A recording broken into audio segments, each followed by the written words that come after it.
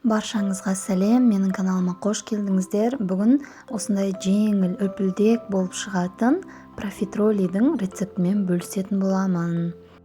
Рецепт өте сәтті, бір жасағаннан ақ осындай керемет болып шығады.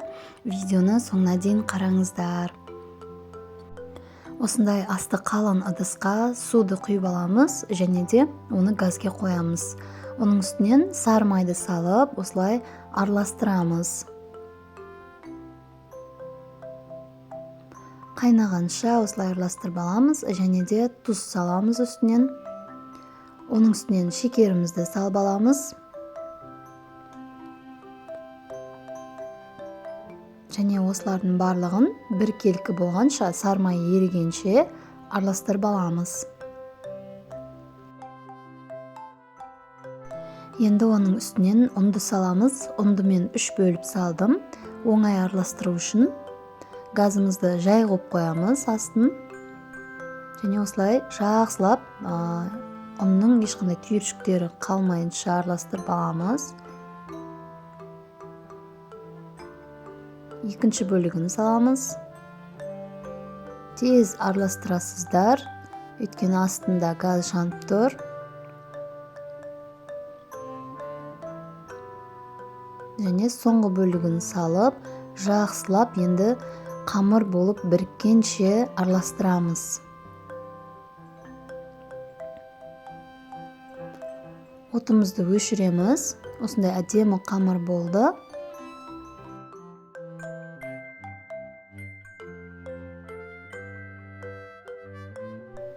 Енді қамырымызды басқа ыдысқа салып аламыз.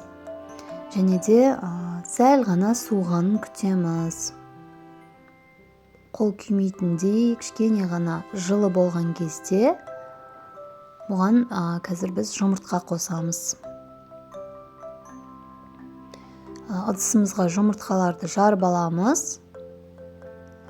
Және оны вилкамен біріктіріп араластырып аламыз. Осылай. Бізде жаңа қамырға салған кезде оңай қамырмен бірігіп араласу үшін осылай істеп алсаңыздар дұрыс. Міне 2 бөліп саламыз енді жұмыртқаны. Бір бөлігін салдым. Және осылай лопаткамен араластырып шықтым.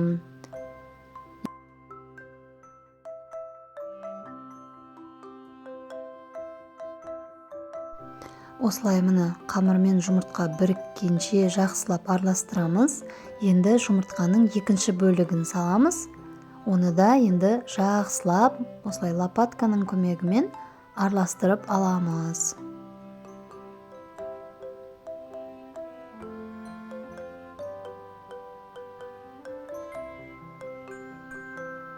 Міне бізде бірігіп араласты қамыр мен жұмыртқамыз. Біздің қамырымыз дайын болды.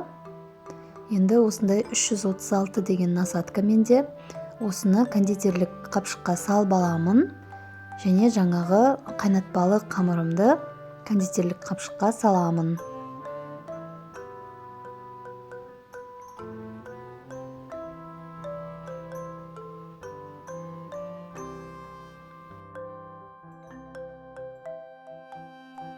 Противенге пергамент қағазын салып аламыз да осылай әдемілеп профитролилерді отырғызып шығамыз. Осылай барлығын формасын әдемі етіп қойып шығамыз. Осындай кішкентай әп-әдемі болып шығады.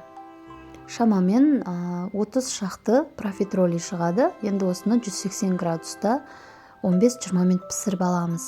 Міне біздің профитролиіміз пісіп шықты. Түсі осындай болған кезде, алтын түсті болған кезде аласыздар. Жұмсақ, іші толықтай піседі, әп-әдемі болып шығады. Және де осылай начинка салу үшін астын тесіп аламын. Немесе жанынан тессеңіздер де болады, өз қалауларыңыз. Және өз қалауларыңыз бойынша начинка саласыздар. Мен вареный сгущенка салдым. Немесе заварной крем. Және де неше түрлі кремдерді қосып салсаңыздар болады. Нутелла қоссаңыздар болады, өз қалауларыңыз. Енді үстінен осылай сахарный пудрамен сәндеп алуға болады. Өте әдемі болып шығады. биздин профитролилер балапандар бир отурганда тосуп коёду. Аны енді ішін көреміз. Қараңыздар, биздин профитролиді кесіп жатқанына көрініп тұр қандай жұмсақ екендігі. Аны ішінде осындай болып шығады. Әдемі, өте дәмді көрінеді. Тәбетті ашатындай керемет, өте жұмсақ. Сіздерде дәл осы рецептпен міндетті түрде жасап көріңіздер. Өзіме осы рецепт қатты ұнады. Балапандарым бір отырғанда барлығын тауысып жеп қойды. Сіздерде жасап көріңіздер, сіздерге де және сіздердің үй ішілеріңізге де ұнайды деген ойдамын. Егер рецепт ұнаған болса, лайк басып, менің каналыма тіркеліп кетіңіздер. Келесі рецепттерде кездескенше.